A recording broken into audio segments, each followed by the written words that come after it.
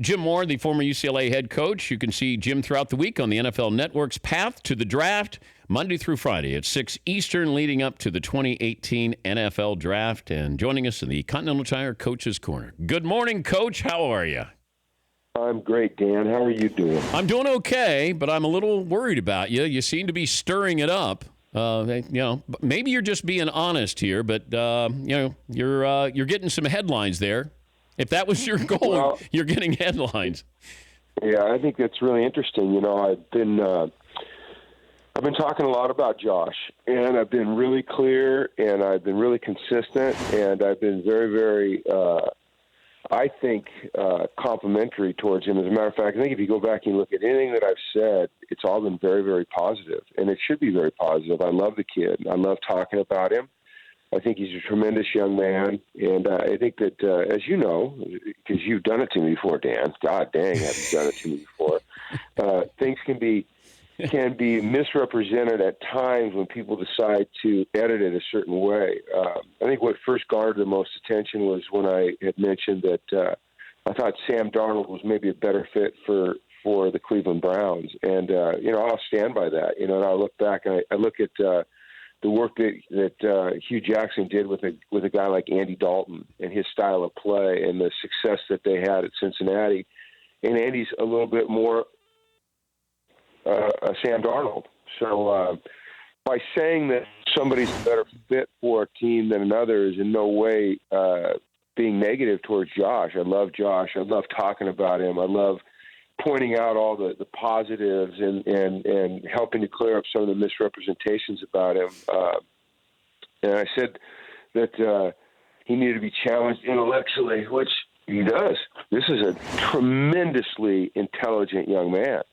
And I think tremendously intelligent people function their best when they're challenged intellectually, when you continually stimulate them intellectually. And that's how Josh is. He wants to know why.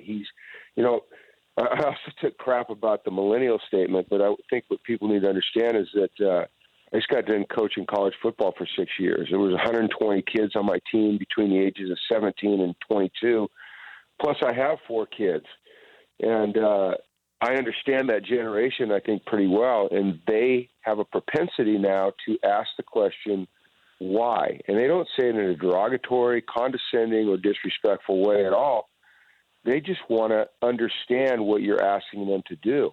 And that is Josh. And when you are able to tell them why, then they embrace it. They're more engaged and they activate better. And so, but I know that the coaches, Coach, that we were probably reading into it too much. That's why I wanted to have you on. But let me go back. I'm so glad you asked me to come on so that I could talk about Josh and my other players. I love talking about him. But let me ask you about Cleveland, because as it was spun, it felt like Sam Darnold was. You said it right there, spun. Yes. But it was spun in a way that says Sam Darnold is the blue-collar type guy that would fit in with Cleveland, with that city.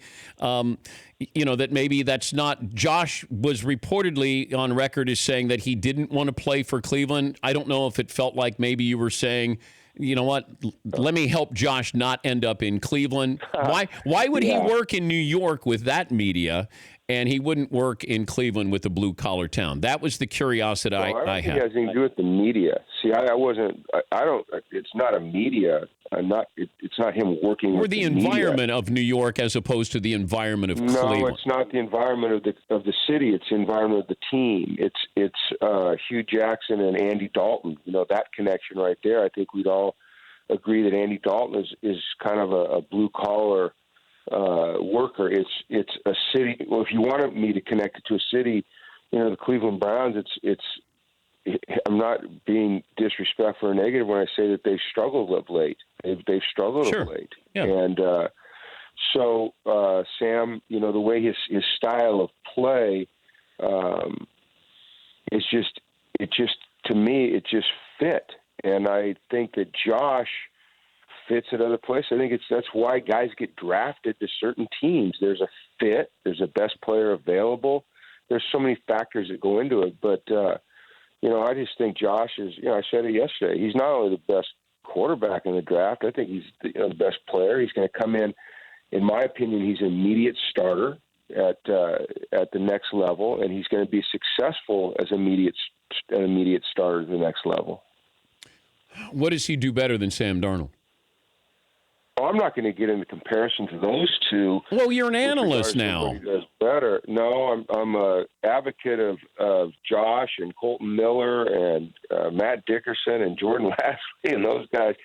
I'll tell you what I think Josh does well. Josh has a tremendous arm, and I'll say arm talent. He can make every throw that is required to make to be a great NFL player. He's got tremendous pocket mobility, which means he can slip and slide in the pocket. He is more effective outside the pocket than people would think. He does have athleticism to move and escape. He's fearless. He's competitive. He sees the field incredibly well. He would come to the sidelines after a series, and he could diagnose every play. It could be a 12, 13-play drive, and he could tell you what happened on every single play with every single player.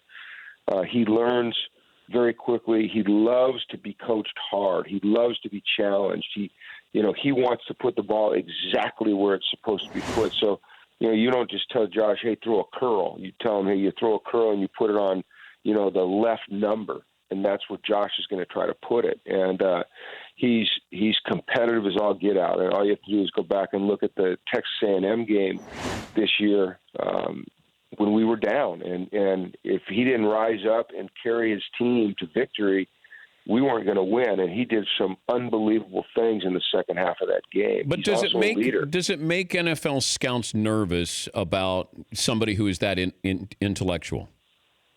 Cerebral. Well, I would hope not. I mean, goodness sakes, if you spend any time with Peyton Manning, or if you spend any time with Tom Brady, or you spend any time with Drew Brees, those guys are wildly intellectual as well. I mean, Peyton Manning, I sat in the studio with Marvin Harrison yesterday and had a talk with Marvin, and Marvin was talking about how, they couldn't get out of meetings sometimes because Peyton was always trying to ask why. Why are we doing this? I coached with Greg Knapp, who was Peyton's quarterback coach when they won the Super Bowl in Denver, and Greg used to tell me stories about Peyton's thirst for information and how he just soaked up and sucked in information, and Josh is the same way. So if it scares somebody to have an intellectual quarterback, then I would say that's an interesting theory that I really haven't heard before. Well, people look at the Wonderlic, and sometimes you test too high that they feel like, that maybe you're not going to you're not going to be coached, or you're going to think you know more than the coach. Yeah. You know how crazy it gets at draft time, Coach, where. Sure. My goodness, it's amazing. Everything is just amplified, and the conjuncture and the mock drafts and the rumors, it's awesome. I mean, it makes for great media, great radio, great television, great conjecture, but, Josh loves football, and there's been a question: Does Josh love football? He loves football, and he's on record as saying, if I didn't love football, I wouldn't play football. His family has some means, and he has great intellect, so there's many things that he could do. And I think the intellect is more important than the means. He could be anything he wanted to be, but he loves to play football. And the intellect, I think one of the reasons I said he needs to be intellectually stimulated and challenged is because if you can't tell him why, if you can't tell anyone why, it's tough for them to buy it. I know as a coach, what I always felt as position coach going into a room to put in a coverage, for instance, as a defensive back coach, is that I really needed to understand that coverage, because if one of my players asked me why we were doing something and I couldn't answer it, then I lost credibility.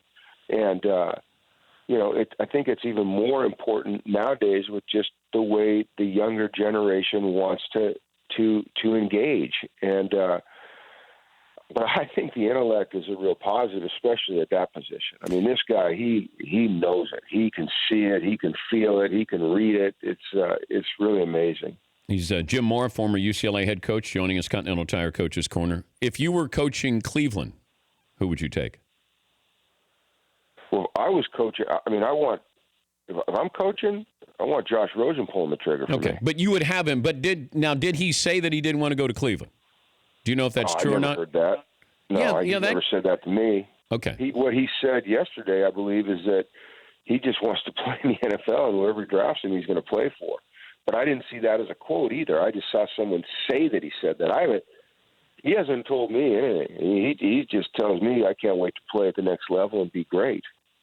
So, and I don't talk to him every day, but I text with him yesterday. I text with him this weekend. We're neighbors. I care desperately about this young man. But he knows that, like what you're saying, like he understands what you're saying. I sent him a text before I went on the air and said that if the Cleveland Browns should take Sam Darnold for fit. I sent Josh a text and I said, Josh, I want to let you know I'm going on the air and I'm going to say that the Cleveland Browns should take Sam Darnold for fit because of fit. And he said, okay, thanks, Jim.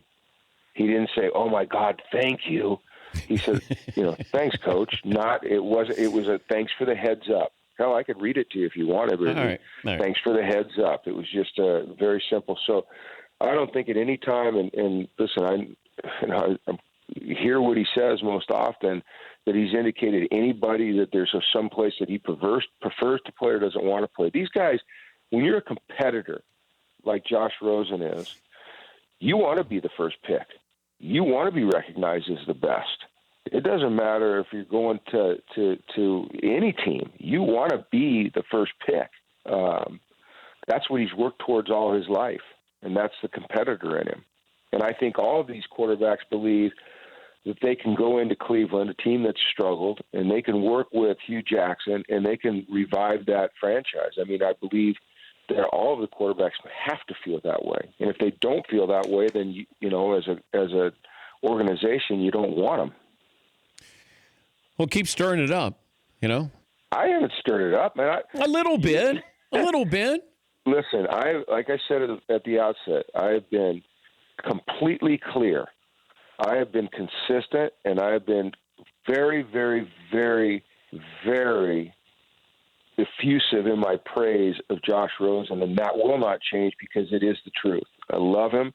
I think he's the best player in the draft. I think he's going to have an immediate impact wherever he goes. I think the city's going to love him. The organization's going to love him. His players are going to love him, and I think he's going to win. And I can't wait to watch it happen. And I can't wait for all this to die down a little bit, Dan. Well, once we hang up, we're going to twist your words, though, just so you know. Oh, I know you are. You're going to hang a shirt up. Yeah, we'll put another T-shirt up there. I don't give a rat's ass. Hey, how about the picture I sent you? Do you like that? Remember this picture I sent you? If I don't give a rat's ass? Yes. Yeah. You're the man. You got to start coaching again, all right? Why we can stir it up even more? Yeah, we could. Yeah. I'd love to coach again. I can't wait to start coaching again. Hopefully, I get another opportunity. So, well, have fun. Thanks, Dan. Thanks, and have fun on the NFL Network there. All right, buddy. Thank you. Care. That's Coach Jim Mora, NFL Network's path to the draft. I think he's guilty of being honest. Like, if you can be guilty of being honest, I think that's all he's doing is saying Josh is not going to fit with that coach, maybe that GM or that system. He'd probably be better if he went to the Giants or the Jets.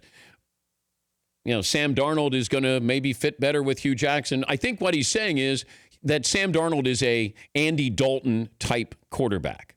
I guess that's what he's saying. Is it the red hair too? Yeah, right? I mean, come on. That's not fair. Yes, McLovin. By the way, if Jim Mora is saying mixed things about Josh Rosen, I want someone saying those mixed things about me. He's the best player in the draft. He's smart. You'll love him. He's going to win immediately. Well, kind of scathing criticism there. I think the only part of this, you know what, we'll take a break because I want to talk a little bit more about this. Continental Tire Coach's Corner. Continental Tire, proud to be the exclusive tire of the Dan Patrick Show, no matter where you drive or what you drive. Continental designs tires for what you do. For more information, visit ContinentalTire.com. Continental Tire, for what you do. For more Dan Patrick Show, tune to Audience Channel 239 on DirecTV or download the Dan Patrick Show app.